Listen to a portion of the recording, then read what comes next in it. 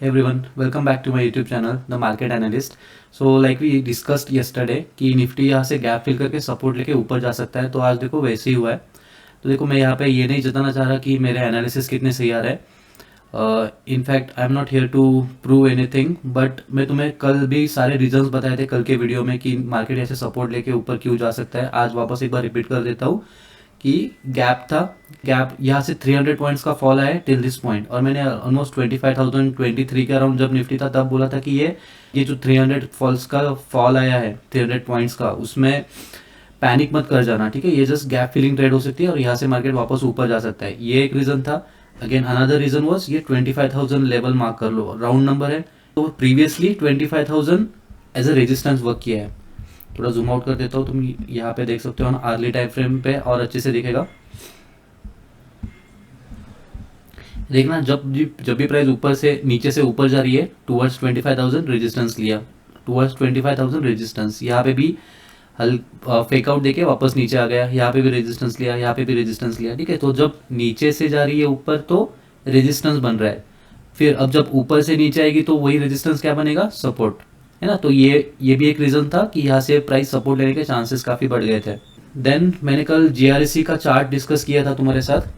देखो जीआरएससी का chart on early time frame, मैंने कल बोला था जब जीआरएससी यहाँ पे था तो कि यहाँ पे हायर लो है इसका, ठीक है। ये देखो ये स्विंग है इसका ऑन अर्ली टाइम फ्रेम, ये इसका स्विंग है, फिर यहाँ से वापस ऊपर गया, ठीक है। तो मेरे लिए ये हो गया हाई, ये हो गया हायर हाई, ठीक है, ये हो गया हायर लो, और यहाँ पे नीचे कहीं लो है। तो जब तक ये हायर लो इंटैक्ट था, ये अप ट्रेंड इंटैक्ट था। तो कल मैंने बताया था कि अगर यहाँ पे कुछ 15 मिनट्स में कैंडल बन रही है तो वेट करना, 15 मिनट्स के हाई के ऊपर बाय कर सकते हो, जो कि आज सिनेरियो हुआ नहीं है। तो ये जो कुछ मेथड्स बताई है मैंने वो आपको अच्छी ट्रेड देगी सपोर्ट पे भी। मतलब ये रहा वो वाला सपोर्ट, और ये थी आज के पहले 15 मिनट की कैंडल, इसके ऊपर तुम्हें बाय करना था, जो कि प्राइस कभी गया नहीं।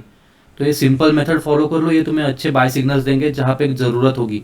फिर आर्ली टाइम फ्रेम पे देखना, इसने कभी भी प्रीवियस आर का हाई ब्रेक नहीं किया है। तो ये फर्स्ट आर की कैंडल थी, नेक्स्ट आर की कैंडल ये है, फिर नेक्स्ट आर की कैंडल ये, फिर ये।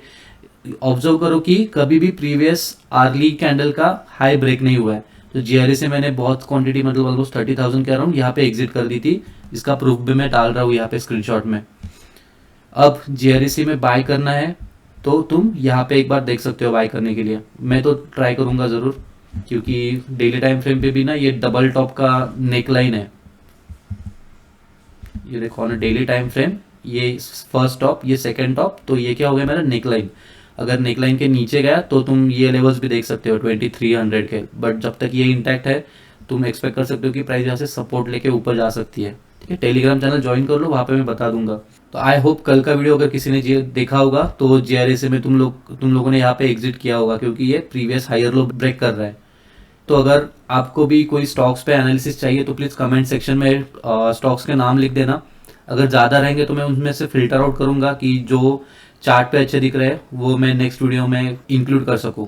आज ट्रेड बाय किए मैंने chalet hotels on daily time frame, अब ट्रेंड में है कि ये इसका प्रीवियस रेजिस्टेंस था, जो यहाँ पे ब्रेकआउट होने के बाद नीचे आया, सपोर्ट बना, फिर वापस नीचे आया, यहाँ पे भी सपोर्ट बना है, ठीक है। तो देखो जो प्रीवियस रेजिस्टेंस था वो अब सपोर्ट ऐड कर रहा है, मतलब ये अप ट्रेंड अभी भी इंटैक्ट है। अब रिसेंटली यहाँ पे क्या हुआ है, डेली टाइम फ्रेम पे ये मूव देख लेना कैसे है। यहाँ से नीचे आया प्राइस, फिर ऊपर गई है, फिर नीचे आके वापस ऊपर, ठीक है। मतलब इसने ये प्रीवियस जो हाई था मेरा वो ब्रेक कर दिया है। तो बाय किया है यहाँ पे एसएलए मेरा 870 के नीचे, नहीं तो फिर आप 850 के नीचे भी रख सकते हो, ठीक है। ये ज़्यादा अच्छा है, बट ये 5% का कुछ तो था तो मैंने थोड़ा कम रखा है। मे बी हाफ क्वांटिटी में यहाँ पे एग्जिट करूंगा और थोड़ी हाफ क्वांटिटी में यहाँ पे एग्जिट कर दूंगा। नेक्स्ट ट्रेड लिए मैंने कल्याण ज्वेलर्स में। कल्याण ज्वेलर्स थोड़ा ऊपर ही बाय किया है एक्चुअली आज, कि थोड़ा लेट देखा मैंने इसको। अब जैसे मैंने निफ्टी पे बताया था राउंड नंबर इंपॉर्टेंट है, तो कल्याण ज्वेलर का ये चार्ट देख लो, 540 पे चल रहा है। अब इसके अराउंड सबसे नज़दीक और सबसे इंपॉर्टेंट राउंड फिगर कौन सा है, 500, ठीक है। तो तुम देखना यहाँ पे 500 के अराउंड ये कैंडल का लो देखो, राउंड फिगर के अराउंड जितना तुम राउंड फिगर के नज़दीक बाय कर सकते हो उतना राउंड फिगर के नज़दीक बाय करने के लिए ट्राई करो। और राउंड फिगर में मतलब क्या, अगर ये 500 एक अच्छी राउंड फिगर है, ठीक है, 1000 एक अच्छी राउंड नंबर है, इसका लो था 502, ठीक है। तो तुम अगर इसके अगर लो पे भी बाय करते और 500 के नीचे एसएल रखते, इसका भी अभी भी हाई रिस्क रिवॉर्ड था। लेकिन अब देखो इसका भी अप ट्रेंड इंटैक्ट है। ये यहाँ से स्टार्ट करते हैं, यहाँ से ऊपर, फिर नीचे, फिर वापस ऊपर। तो ये हो गया मेरे लिए हाई, ये हो गया हायर हाई। ये प्रीवियसली लो था, अब ये मेरा नेक्स्ट हायर लो है। ठीक है। अगर हम इस हायर लो को एक्सटेंड करते आगे, देखना ये यहीं से अराउंड से सपोर्ट लेके अब वापस ऊपर के साइड जा रहा है। इसके ऊपर एक्चुअली बाय करने के लिए अच्छी अपॉर्चुनिटी थी। मैं ये तुम्हें आर्ली टाइम फ्रेम पे जाके दिखाता हूँ और थोड़ा डिटेल में अच्छे से समझ में आ जाएगा। ये देखो ये वाला रेजिस्टेंस ब्रेक करके आज ऊपर भागा है। तो अगर कल या परसों ये यहाँ पे आ रहा है वापस नीचे, ठीक है, तो फिर यहाँ पे एक अच्छी बाइंग अपॉर्चुनिटी और बनेगी। मैंने कुछ यहाँ पे कुछ तो बाय किया था, लेकिन फिर मैं यहाँ पे भी बाय करने के लिए ज़रूर ट्राई करूँगा, क्योंकि कम ही क्वांटिटी बाय की है, क्योंकि मुझे ये रिटेस्ट का वेट है। जब ये रिटेस्ट करके वापस ऊपर जाने लगेगा तब मैं यहाँ पे बाय करूँगा। क्यों? क्योंकि स्टॉप लॉस बड़े रहेंगे। अब मैंने यहाँ पे बाय किया है, इसका स्टॉप लॉस ऑब्वियसली मेरा इसके नीचे तो होना ही चाहिए, एटलीस्ट इसके नीचे होना चाहिए मेरा, जो मैंने यहाँ पे बाय किया है। तो इन दिस केस मेरा स्टॉप लॉस देखो कितना बड़ा है। लेकिन अगर मान लो कल प्राइस यहाँ पे आती है और अगर यहाँ से ऊपर जाना स्टार्ट कर दिया और मैंने यहाँ पे कहीं एंट्री बना ली, उस टाइम पे मेरा स्टॉप लॉस इस स्विंग लो के नीचे होगा। मतलब मैंने बाय किया यहाँ पे, स्टॉप लॉस रहेगा मेरा इसके नीचे। तो इन दैट सिनेरियो मेरा स्टॉप लॉस कितना कम रहेगा। तो ये डिफरेंस होता है ब्रेकआउट बाय करने का और रीटेस्ट बाय करने का। ये ब्रेकआउट है, ब्रेकआउट पे तुम्हारे एसएल बड़े रहेंगे, दैट्स वाई तुम्हारे रिस्क रिवॉर्ड रेशियो कम रहेंगे। लेकिन अगर तुम रिटेस्ट बाय कर रहे हो तो तुम्हारे एसएल छोटे रहेंगे और तुम्हारे रिस्क रिवॉर्ड फिर हाई रहने के चांसेस है। कल्याण ज्वेलर्स याद रखना around this level 525।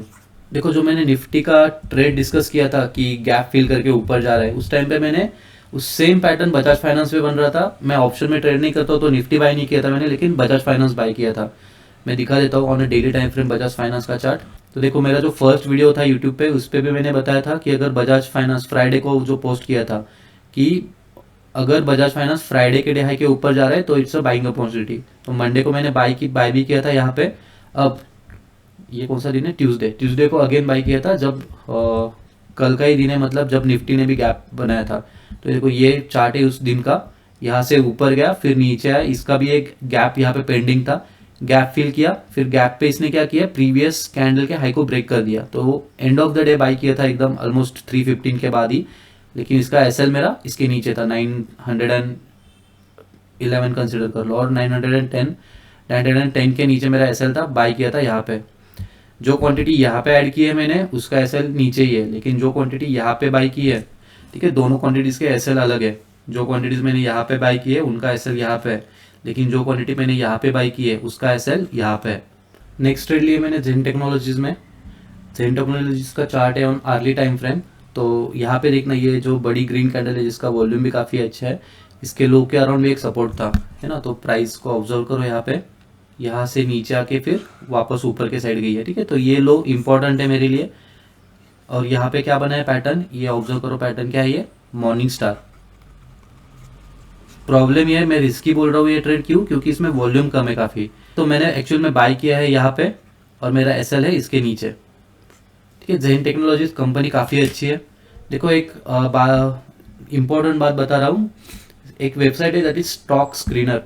Stock screener पे जाओ और यहाँ पे कोई भी कंपनी सर्च करो जिसका तुम्हें एनालिसिस चाहिए और जिसके फंडामेंटल्स तुम्हें जानने हैं, मतलब क्या करती है कंपनी, किस सेक्टर में है, वगैरह वगैरह, ठीक है। तो ये जेन टेक्नोलॉजीज का इंफॉर्मेशन है, ये एक बार पढ़ लो यहाँ पे कि क्या करती है companies. So Jain Technology Limited was incorporated into the company design, develop and manufacture combat training solutions and counter drone solutions for defense and security forces। तो समझ लो कि जो इन फ्यूचर वॉर्स होने वाली है वहाँ पे हार्डली लोग जाएंगे एक्चुअल में लड़ने के लिए, ठीक है, सोल्जर्स जाएंगे एक्चुअली लड़ने के लिए। वहाँ मोस्ट ऑफ द वॉर्स अभी मिसाइल्स, ड्रोन्स, इस पे ही आगे इन फ्यूचर होने वाली है। तो जेन टेक्नोलॉजी एक्चुअल में फ्यूचर के लिए काफ़ी अच्छा चार्ट है, तुम इसमें लॉन्ग टर्म के लिए इन्वेस्ट रह सकते हो। और इस पे और ये वेबसाइट पे अगर तुम थोड़ा नीचे जाओगे, थोड़ी चीज़ें इंपॉर्टेंट बता देता हूँ मैं अभी। इसका स्टॉक का पी देखो 61 चल रहा है एक्चुअल, जैसे कि अगर 20 के ऊपर पी चल रहा है तो वो स्टॉक ओवर वैल्यूड है।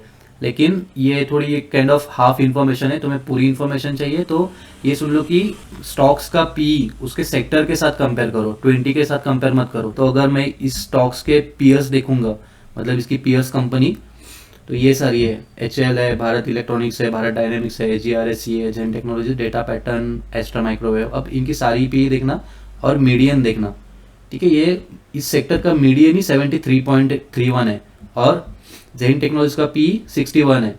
तो मतलब ये पूरे सेक्टर से भी अभी सस्ता मिल रहा है।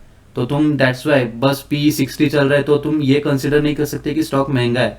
तो हमें हमेशा सेक्टर के साथ पी कंपेयर करना होता है किसी भी स्टॉक्स का। अगर बैंक सेक्टर के पी देखोगे तो सारे के पी कम ही होते हैं हमेशा, और ये स्टॉक्स डिफेंस के स्टॉक्स तो मोस्टली ऐसे है कि इनमें पी तुम्हें हाई ही मिलेंगे। देन इसके बाद ये सेल्स देख लो इसकी, मई 2022 में 28 करोड़ की सेल्स थी, मार्च 25 में 325 करोड़ की सेल है एक्सपेक्टेड। मतलब ऑलमोस्ट 30 से 325 11 टाइम्स का जंप है 3 साल में इन सेल्स। ऑपरेटिंग प्रॉफिट भी 5 करोड़ का था जो अभी 138 करोड़ का हो गया है इन 3 इयर्स। यहाँ पे तुम ईयर वाइज भी कंपेयर कर सकते हो। मार्च 2013 में 37 करोड़ का इसका ओवरऑल सेल्स था, जो लास्ट ईयर 440 करोड़ का हुआ है। इस साल एक्सपेक्टेड 974 करोड़ का है, ठीक है। तो कंपनी ग्रो कर रही है, काफ़ी तेज़ी से ग्रो कर रही है। तुम इसका चार्ट पे भी देख सकते हो। ये कंपनी को अगर मैं डेली टाइम फ्रेम पे थोड़ा और जूम आउट करके तुम्हें दिखाऊंगा, और यहाँ पे देख लो, यहाँ पे और अच्छे से दिखेगा इस चार्ट में। अगर इसको मैं मैक्स पे लेके जा रहा हूँ तो ये देखो, ये जेन टेक्नोलॉजीज का ओवरऑल चार्ट है। तो जब इसका प्रॉफिट यहाँ पे मैंने नीचे दिखाया था कि जब कम चल रहा था 2013 में 37 करोड़ 46 करोड़, उसके बाद जो ये जंप आई है, तो ये तुम स्टॉक के प्राइस पे भी देख सकते हो चार्ट पे, ठीक है। ये देखो उस टाइम पे प्राइस चल रहा था 7 रुपीज़ के अराउंड, जो आज ऑलमोस्ट 2000 के अराउंड है। तो इसलिए कंपनीज के बारे में पढ़ो और उनमें लॉन्ग टर्म के लिए इन्वेस्टेड रहो फॉर नेक्स्ट में। ये भी कंपनी ऐसी है जिसमें तुम नेक्स्ट 5-10 ईयर्स के लिए इन्वेस्टेड रह सकते हो और ये तुम्हें अच्छे रिटर्न भी दे सकती है। थोड़ा लॉजिक लगाओ कि जो अपकमिंग वॉर्स आने वाली है, तुम अभी भी देख रहे हो इस इंडिया पाकिस्तान के वॉर में भी हार्डली सोल्जर्स लड़े बॉर्डर पे। Most of the Wars missiles या ड्रोन से ही लड़ी गई है। तो ड्रोन्स, मिसाइल्स, ये फ्यूचर है वॉर का। तो तुम ऐसी कंपनी में ज़रूर इन्वेस्ट करो जो तुम्हें फ्यूचर में अच्छे रिटर्न दे सकती है, ठीक है। So Zen technologies is one of them, अच्छी कंपनी है। यहाँ पे छोटा स्टॉप लॉस देके जरूर ट्राई कर सकते हो बाय करने के लिए। अगर नीचे आया तो फिर, अगर ये ऐसा हिट हो गया तो फिर हम नीचे और अपॉर्चुनिटी ढूंढेंगे। देन BEML का चार्ट शेयर कर रहा हूँ। देखो बाकी डिफेंस स्टॉक्स में आज अच्छा फॉल आया है except this BEML and GE ship, क्योंकि GRSC देखना, बड़ी red candle, previous day low के नीचे जाके बड़ी रेड कैंडल दी है। कोचिन शिपयार्ड भी सेम सिनेरियो है, लास्ट डे के लो के भी नीचे गया है। Mazdock same scenario, last day के लो के नीचे जाके एक बड़ी रेड कैंडल बनी है। बट BEML को देख लेना, BEML ने लास्ट डे का लो इंटैक्ट रखा है ऑलमोस्ट, और ये यहीं पे एक डोजी बना के रुका है। तो अगर कल BEML इसके ऊपर जा रहा है, आज के डे हाई के ऊपर, दैट इज 4540 कंसिडर कर लो, ठीक है। अगर 4540 के ऊपर BEML जा रहा है तो एक अच्छी अपॉर्चुनिटी है बाइंग के लिए। तो समझ लो कि तुम ये ब्रेकआउट का रिटेस्ट बाय कर रहे हो। तो जी शिप में भी 15 मिनट्स के टाइम फ्रेम पे देखना। कल के वीडियो में मैंने एक्सप्लेन किया था कि शार्प मूव टू सपोर्ट और sharp move to resistance, chances of reversal are very high. तो जी शिप में देखना, ये प्रीवियस रेजिस्टेंस था अराउंड 1000 नंबर भी है 997 के अराउंड। अब आज यहाँ से ओपन हुआ और ये सीधा 15 मिनट्स का, प्रीवियस 15 मिनट का लो ब्रेक ना करते हुए 4-5 कैंडल में ही यहाँ तक आ गया। तो ये क्या हुआ, मेरे लिए एक शार्प मूव हो गया। तो मैंने ये ग्रुप पे भी डाला था 994 के नीचे जी शिप में प्रॉफिट बुक कर सकते हो। तो उसके बाद ये 994 के बाद ऑलमोस्ट वापस 978 टच किया था इसने। अब ये भी यहाँ पे भी सपोर्ट बना क्योंकि ये प्रीवियस रेजिस्टेंस था। देखना यहाँ पे ये प्रीवियस रेजिस्टेंस था, यहाँ पे आके सपोर्ट बन गया। छोटी छोटी बातें याद रखो कि sharp move to resistance, chances of reversal are high. Then Godfrey का ट्रेड दिया था कल। गॉडफ्रे थोड़ा एक्सप्लेन करता हूँ कि तुम ट्रेड इनिशिएट कैसे कर सकते हो। On a daily time frame Godfrey का ये चार्ट था, ये आज ट्रेंड लाइन ब्रेक कर चुका है। अगर कल इसके ऊपर जा रहा है, आज के हाई के ऊपर, तो एक अच्छा कंटिन्यूएशन दे सकता है अपसाइड। 1200 के ऊपर बाय करने के लिए बोला था। देखो ये कल एक्सप्लेन भी किया था मैंने कि यहाँ पे एक डोजी बनाई है सपोर्ट पे, और तुम्हें क्या करना है, डोजी के ऊपर बाय करना है। तो ये डोजी का हाई था अराउंड 8200।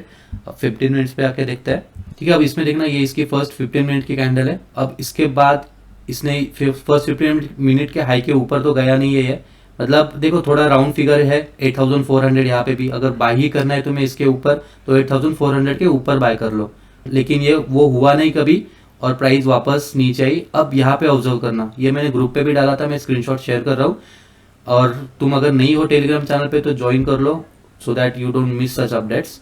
8200 अगेन राउंड नंबर है, 8000 काफी स्ट्रॉन्ग राउंड नंबर है, 8500 भी काफी स्ट्रॉन्ग राउंड नंबर है, 9000 राउंड नंबर अच्छी है, लेकिन ये 8100, 8200, 8300 है, ठीक है। ये भी राउंड नंबर्स ही है, लेकिन ये थोड़े कम सिग्निफिकेंट है, बट इनका भी सिग्निफिकेंस है। तो यहाँ पे तुम अगर चार्ट पे दिखा रहे तुम्हें सिग्निफिकेंट है तो तुम मान लो कि ये अच्छा लेवल है। तो 8200 यहाँ पे देखो कितना टाइम, 1 2 3 4 5 6 7 कैंडल्स, 15 मिनट्स के एक कैंडल है, मतलब ऑलमोस्ट 1.5 घंटा मार्केट यहाँ पे होल्ड कर रहा था ये 8200 का level. I literally bought at 8214 keeping SL below 8190, जो कि मैंने यहाँ पे शेयर कर रहा हूँ मैं। देखो कोई भी कुछ भी बोले, मैंने यहाँ पे बाय किया था, प्रूफ देना चाहिए लोगों को। अगर तुम यूट्यूब पे आके बोल रहे हो तो यहाँ पे बाय किया था, एसएल इसके नीचे था, ऑलमोस्ट 0.2%, 0.25% का एसएल था। इसके आगे जिसने अच्छा रिवॉर्ड दिया यहाँ पे। अब मैंने बुक नहीं किया है, वापस जब नीचे आया वापस भी यहाँ पे भी क्वांटिटी अगेन बाय की थी। यहाँ पे भी देखना तुम, नीचे आने के बाद अगेन सेम लेवल से सपोर्ट लेके वापस ऊपर चली गई प्राइस। तो ये इंपॉर्टेंस है राउंड नंबर का, तो ये यूज कर लो अगर, एंड लेट मी नो कि तुम्हें इससे हेल्प हो रही है तुम्हारे ट्रेडिंग में, कि राउंड नंबर के जितना तुम पास में बाय कर सकते हो उतना पास बाय करो, सो दैट तुम्हारे स्टॉप लॉस काफी कम रहेंगे। चलो that's it from my side today. Again अगर तुम्हें किसी स्टॉक पे एनालिसिस चाहिए, तुम्हारे पोर्टफोलियो में है कोई और तुम्हें चाहिए मेरा ओपिनियन, तो कमेंट बॉक्स में स्टॉक का नाम लिख लेना। अगर कम नंबर ऑफ स्टॉक्स रहेंगे तो मैं इंडिविजुअली कर सकता हूँ एनालिसिस, लेकिन नंबर ऑफ स्टॉक्स ज़्यादा रहेंगे तो आई फिल्टर आउट कि जो मुझे पसंद आ रहा है वो मैं या कल के नेक्स्ट वीडियो में शेयर कर दूंगा। तो चलो मिलता है कल, थैंक यू सो मच।